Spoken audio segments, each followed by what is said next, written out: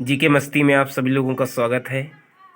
आज हम forms of pottery pottery के क्या रूप होते हैं इसके बारे में बताने जा रहे हैं। पोट्री दो रूप होते हैं, पर्सनल और सब्जेक्टिव।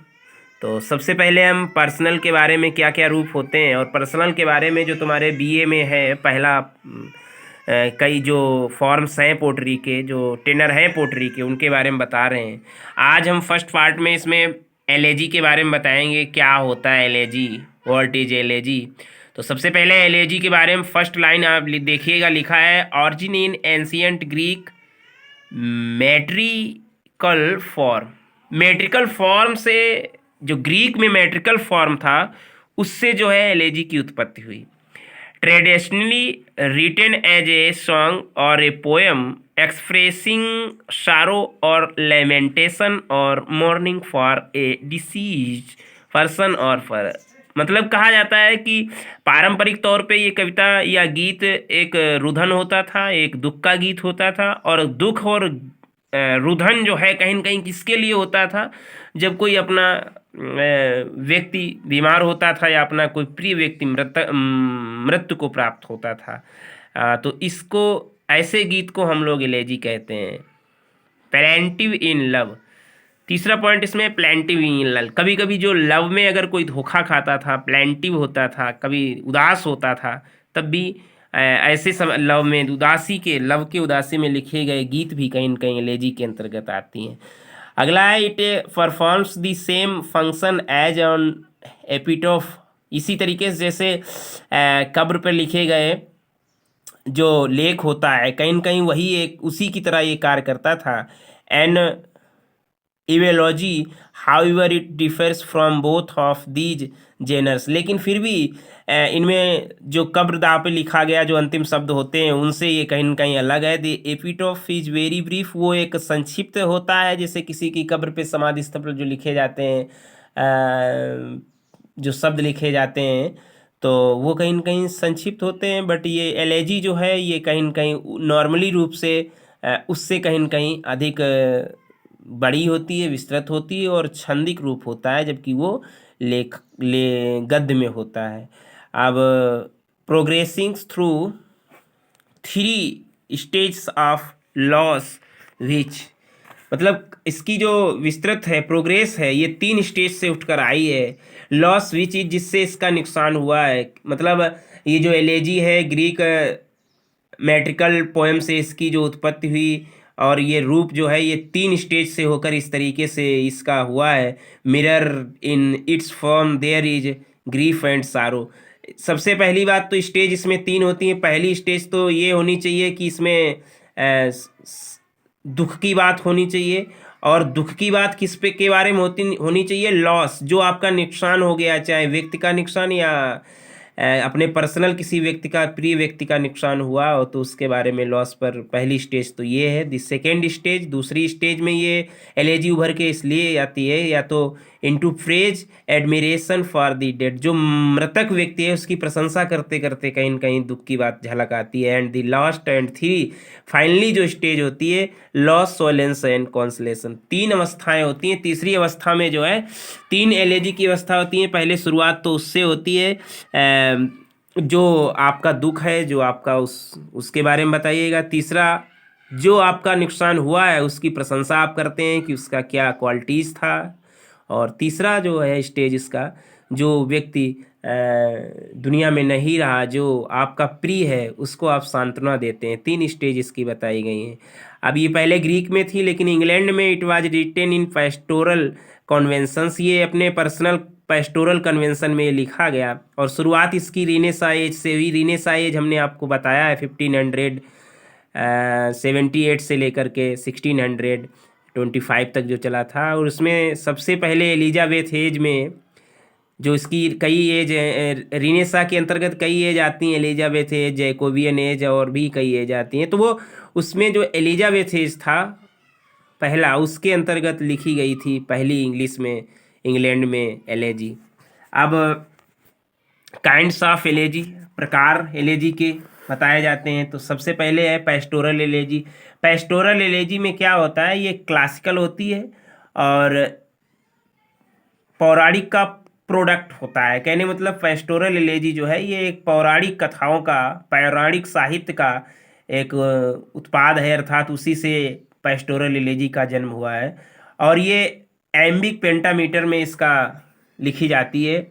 और द पोएट प्रेजेंटेड हिमसेल्फ, और जब ये पेस्टोरल एलेजी लिखी जाती है तो वो पोएट होता है, वो स्वयं को एक चरवाहे के रूप में प्रस्तुत करता है, और इस तरीके से प्रस्तुत कर रहा है the death of another shepherd, दूसरे चरवाहे की मृत्यु पर रोता हुआ अपने को प्रस्तुत करता है। कहने मतलब ये नहीं कहता है कि मैं कवि हूँ, ये कहता है कि मैं शेफर्ड हूँ, चरवाहा हूँ, और हमारा जो दूसरा प्रिय व्यक्ति जो जिसके लिए रुदन करता है, जिसके लिए एलेजी की उत्पत्ति होती है, उसको भी वो एक चरवाहा मानता है। और it is after the model set by the Greek poet, ये एक मॉडल मतलब ये चरवाहा मानना, कवि अब स्वयं को कवि ना मानना, ये एक मॉडल जो है ग्रीक पोएट थे थियोक्रिट्स, इनके द्वारा ये सेट किया गया था।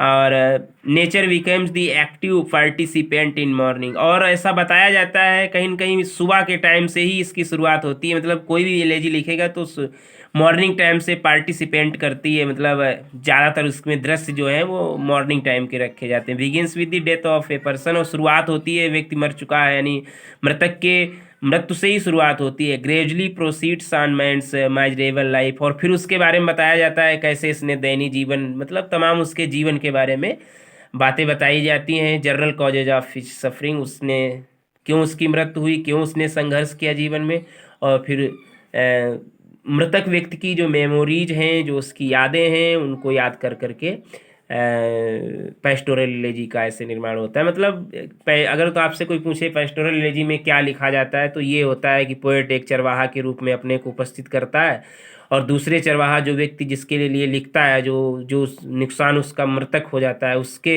उसको भी चरवाहा मानता है। और ये जो है ग्रीक पोएट जो थे थियोक्रिटिस ने इसको सेट किया था कि मतलब चरवाहा कवि को मानेगा। उसके बाद फिर उसकी यादें, उसके बारे में यही सब बातें बताने के बाद में ये एलेजी होती है। कुछ प्रमुख एलेजी हैं, इनका प्रकाशन किसके लिए लिखी गई, बहुत आने वाला जो ये टॉपिक हम बता रहे हैं जिसको हमने बहुत नोट्स बनाने में मेहनत की है, तो ये जो है ये बहुत ही फेमस है। जैसे लाइसिडस जो पेस्टोरल एलेजी है, इसे जॉन मिल्टन जी ने लिखा है, जो पब्लिकेशन ईयर इसका से 1637, कहीं कहीं 1638 भी दिया होता है, 1637 से 1638 लिख सकते हो। किस मतलब जॉन मिल्टन तो कवि थे, किसकी मृत्यु पर इसको लिखा गया था, ये उनके मित्र थे, कैम्ब्रिज विश्वविद्यालय में पढ़े से साथ साथ एडवर्ड किंग की मृत्यु पर लिखा गया था। दूसरी है एडोनेस, जिसे पीवी शैली ने लिखा है, 1821 में प्रकाशित हुई, और इन्होंने ये एलेजी जो है जॉन कीट्स की मृत्यु पर लिखा है। थायरसिस, ये मैथ्यू अर्नोल्ड ने लिखा है, और ये 1867 में प्रकाशित हुई थी। ये अर्थर ह्यूज क्लॉफ की मृत्यु पर लिखा गया है। और Astrophil, first great pastoral elegy से की पदवी एस्ट्रोफिल को दी जाती है।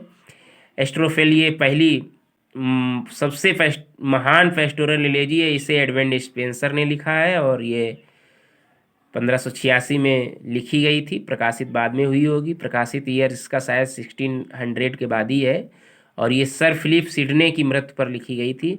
तो ये पेस्टोरल एलेजी कुछ प्रमुख हैं।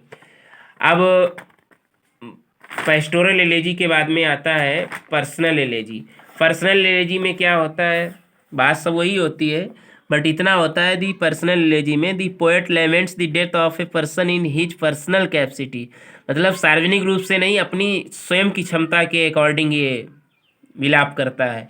और पर्सनल एलेजी की जो शुरुआत हुई थी, बिगिंस हुई थी, वो 18th सेंचुरी में हुई थी। कुछ पर्सनल एलेजी हैं, जैसे पहली पर्सनल एलेजी है एलेजी रिटन ए कंट्री चर्चर्ड। कुछ लोग इसे ना तो प्योरली पर्सनल मानते हैं और ना ही इम्पर्सनल मानते हैं, बल्कि दोनों में मिक्स मानते हैं। इसके कंपोजर थॉमस ग्रे हैं। कभी भेड़ पालक ना होकर यहाँ कभी अपने स्वरूप में दुख व्यक्त करता है। मतलब जो पेस्टोरल एलेजी है उसमें वो अपने को चरवाहा मानता है, लेकिन इसमें जो है वो चरवाहा नहीं पर्सनल एलेजी मानता है, स्वयं को स्वयं के रूप में। और ये कहीं न कहीं 1750 में प्रकाशित हुई। In in it the poet lament their lot in his person capacity of Thomas Gray as a poet. इसमें जो है पोएट दूसरों के दुख के बारे में रोता है, और ये लिखी गई है। जो pastoral convention has been advanced and a natural style has been adopted, प्राकृतिक जो बुजुर्ग लोग हैं, जो गांव के लोग गरीब हैं, उनके बारे में रुदन करता है। ये थॉमस ग्रे ने लिखी है। नेक्स्ट जो पर्सनल एलेजी है वो इन मेमोरियम, इसे लॉर्ड एल्फ्रेड टेनिसन ने लिखा है, 1850 में प्रकाशित थी। आर्थर हैलम के लिए इन्होंने लिखा है। नेक्स्ट है रैग्बी चैपल। रैग्बी चैपल जो है वो मैथ्यू अर्नोल्ड ने लिखी है में एलेजी, ये अपने मित्र की डेथ पर लिखी है। अगली है elegy when lilacs lost in the dooryard, ये वाल्ट व्हाइटमैन ने लिखी है। लेमेंट फॉर एडोनिस, ये बायोन ने लिखी है। तो ये कुछ एलेजी हैं, आगे भी कुछ हैं। ओ कैप्टन, माई कैप्टन, ये वॉल्ट व्हाइटमैन ने डेथ ऑफ अब्राहम लिंकन पे लिखी है। दी साउथर्न नाइट, ये भी एक एलेजी है। वेस्ट मिनिस्टर अबे, ये भी एक एलेजी है। In memory of W.B. Yeats, ये W.H. एडन ने लिखी, ये भी एक एलेजी है personal. Elegy on the death of a mad dog, ये ओलिवर गोल्ड स्मिथ ने लिखी है। तो ये एलेजी जो है ये लिखी गई है। अब पर्सनल और पेस्टोरल एलेजी के बारे में आप लोग जो है अच्छी तरीके से जान चुके हैं। अब थीम ऑफ एलेजी, इनका विषय क्या होता है। लिखा है अंग्रेजी कविता में शोक गीत की विषय वस्तु मिक्सर ऑफ लैमेंट होता है, मतलब कहीं न कहीं दुख की ही बात इसमें बताई जाती है। मैनुअल रिफ्लेक्शन, इसमें दुख की बात रिफ्लेक्स की जाती है। निज शोक की अभिव्यक्ति तथा जीवन संसार आदि पर दार्शनिक विचार भी होते हैं। इसकी शैली जो है गंभीर होती है। ग्रे व अर्नोल्ड के शोक गीत बहुत ही प्रसिद्ध है अंग्रेजी कविता में। थॉमस ग्रे ने जो लिखा है elegy written in a country churchyard, और मैथ्यू अर्नोल्ड अभी हमने बताया था रैग्बी चैपल, ये पेस्टोरल एलेजी नहीं पर्सनल एलेजी लिखी है। एलेजिक मीटर इसमें होता है, मेन मीटर इसमें एम्बेस पेंटामीटर्स होता है।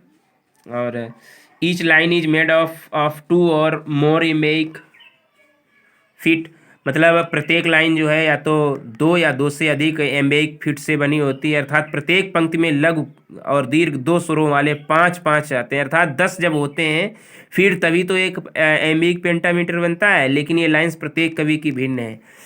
जैसे ग्रे की पर्सनल एलेजी इन पेंटामीटर, जैसे ग्रे की जो पर्सनल एलेजी है रिटन इन ए कंट्री चर्चेड, ये पेंटामीटर में है। अर्नोल्ड की थायरसिस की पेस्टोरल एलेजी थी। तो ये जो है, और मगर Tennyson In Memoriam is irregular although iambic, मतलब इसमें एम्बिक पेंटामीटर तो है लेकिन इर्रेगुलर है। तो ये तो हमने आज एलेजी के बारे में खूब अच्छी तरीके से डिटेल में बताया। आप बार बार इस वीडियो को देखिएगा और काफ़ी सारा आपको इसमें आने वाले एग्जाम्स में मिलने वाला है। धन्यवाद।